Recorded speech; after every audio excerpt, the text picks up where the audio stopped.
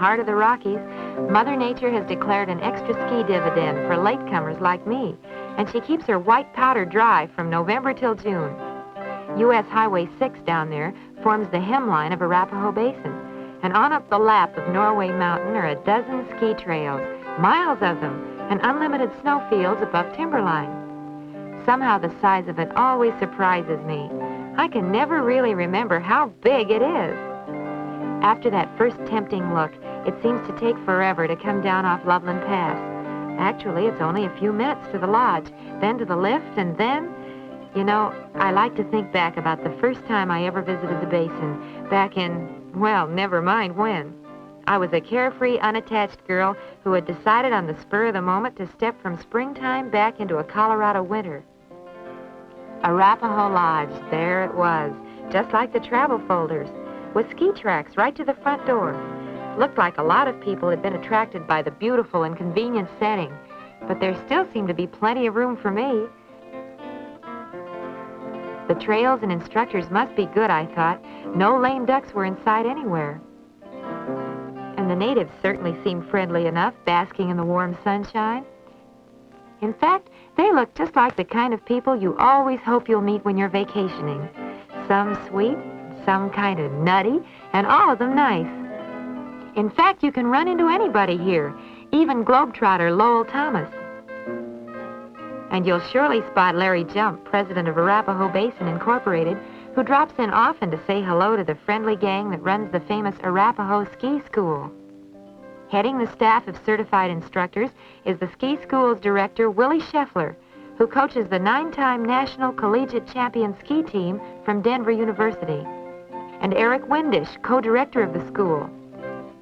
Here's Max Durkham, head ski instructor at Arapahoe Basin. But I'm getting ahead of my story.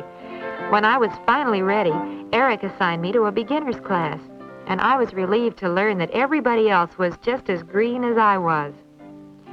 Beginning classes are taught on the lower slopes, easily accessible by Poma lift. Everywhere in sight were little groups with an instructor. The classes are carefully assembled according to the age, experience, and ability of the skiers, with special classes for tots, teenagers, and adults.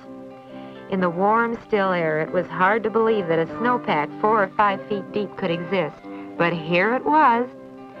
I caught my first close look at the system of double chair lifts and Poma lifts that take seasoned skiers to the higher trails, or to the top of Norway Mountain. I wondered if I'd ever make it up there, and down again. No question that the tow system sure beats the old way of covering ground. The class was small, and our instructor moved along at a pace suited to our group, carefully explaining and demonstrating the fundamentals necessary to master the famous Austrian short swing technique. There was plenty of time for personal attention, sometimes very personal. Starting out, you learn that failure to stay on your feet has an end result. The youngsters weren't the only ones who had trouble, but I must admit that falling down had its advantages.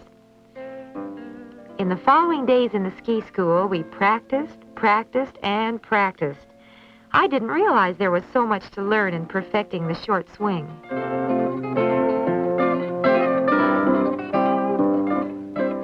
In the next few days, it seemed that the instructor, Hank was his name, had taken a more than professional interest in me. He accompanied me up to the intermediate trails where I had the opportunity to talk to Eric Windisch, the ski school's co-director and former Nordic champion of Germany. Eric was dropping a few tips, literally that is. You see, Eric was explaining how important it is to keep the ski tips pointed downward when traveling over bumps in order to keep perfect control at all times. A little training run with Eric was enough to convince me of how true it was. For the first time, the skis seemed to feel like part of my feet, and the trail stretched before me like a white dance floor. And like a good dancer, I kept on my toes, tips down, knees slightly bent, springy, like a car's shock absorbers. Imitating the pro, I found myself fitting my new short swings to the moguls for the first time. While it may look a little like the case of the tail wagging the dog, there's great fun in the freedom it gives you, and great confidence. So this was the world-famous Austrian short swing. Best of all, I was doing it.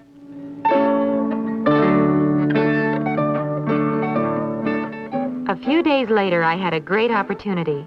The champion University of Denver ski team was going through one of its regular training sessions at Arapahoe Basin. Today it was slalom practice, and Coach Willy Schaeffler was on hand.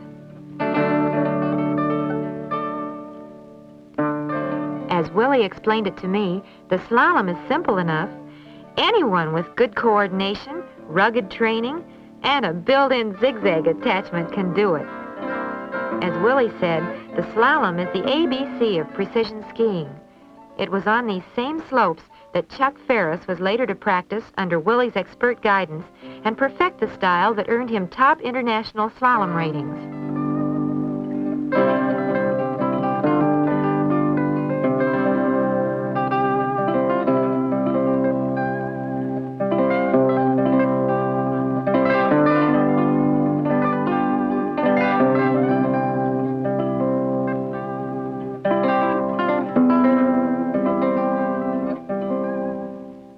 Looking back, I must admit that I can't account for exactly what happened the next day.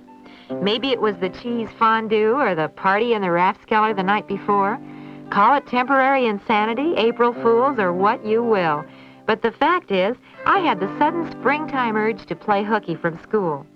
Instead of sneaking off quietly to satisfy my whim, I shouted it to the blue, to the distress of some of the instructors, I'm afraid.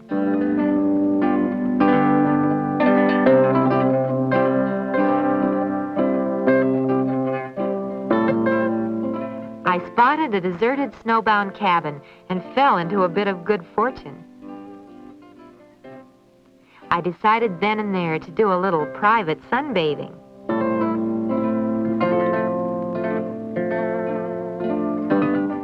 No sooner had I started to enjoy that sun than the significance of the population explosion suddenly dawned on me. This was the only school in the country with 18 truant officers. What kind of odds are those?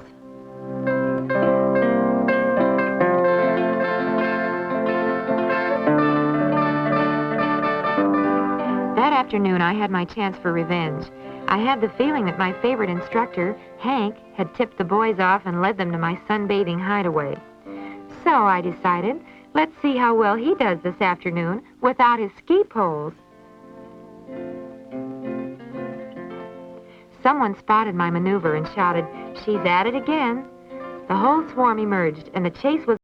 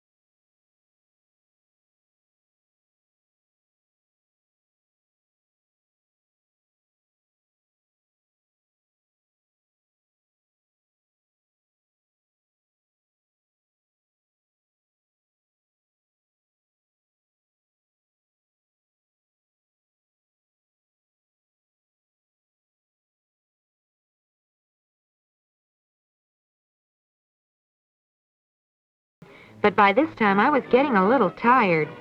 After all, it takes a lot of practice and training to ski hard over a period of time. Well, I carefully avoided a tricky cornice jump and an expert trail below. Instead, I decided to take 5 and see what my pursuers would do. Just as I hoped, they expected the worst, that I had tried to take on a slope beyond my abilities. Poor dears, I felt a little sorry for their concern over me. Away they went to the rescue. From the story I was able to piece together later, it must have been quite an escapade. I could hear them calling my name all over the slopes, and I imagined they expected at any moment to run across me piled up in a snowbank below or plastered against a tree. By this time, it was a little late for me to halt the search, so I just stayed where I was and watched them swarm.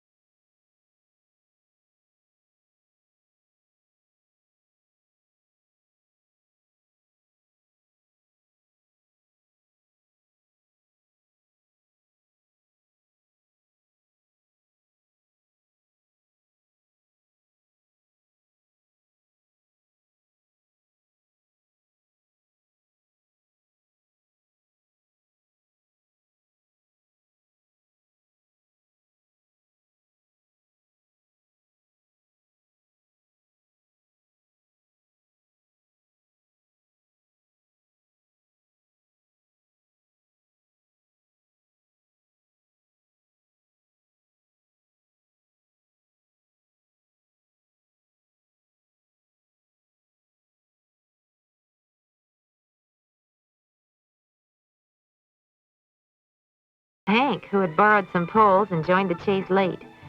Somehow he suspected I wouldn't be foolish enough to try the expert slope. Well, I decided that now was as good a time as any to be discovered. The girls in the crowd will understand. Meanwhile, the others still hadn't caught on, and they headed down another trail into a series of impossible catastrophes. I wasn't there, of course, so I only have their word to rely on.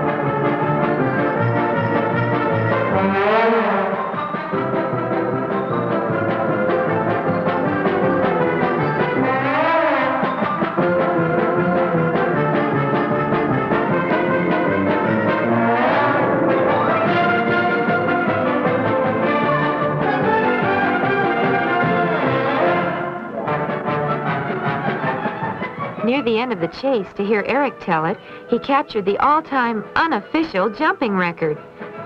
Unfortunately, he only had one witness, a higher-up, who apparently took a dim view of the whole event.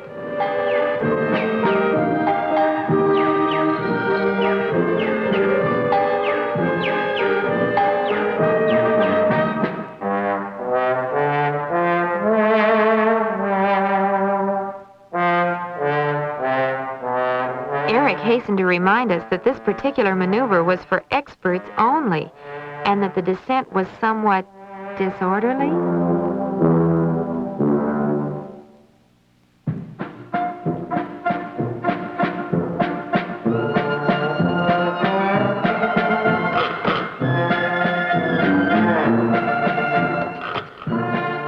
Those who had survived the search finally got wise and recruited the dog to help find me.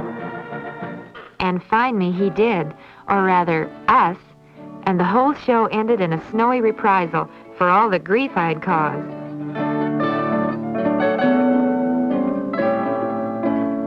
Well, that's my story, or at least the first part of it.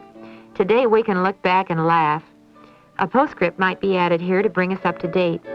Not long afterward, I married that favorite ski instructor of mine. Well, it was the only possible way I could afford private lessons. We've lived back east for several years now, but we bring our whole family to Arapahoe Basin each spring to meet our friends again and have a couple of weeks of fun in the sun. We wouldn't miss it for the whole world. There are many other memories of happy springtimes, memories of countless bright mornings and splendid afternoons when the powder rests like down on the slopes and the crystal stillness is broken only by the whispering rhythm of skis, in the wonderful companionship of men and mountains.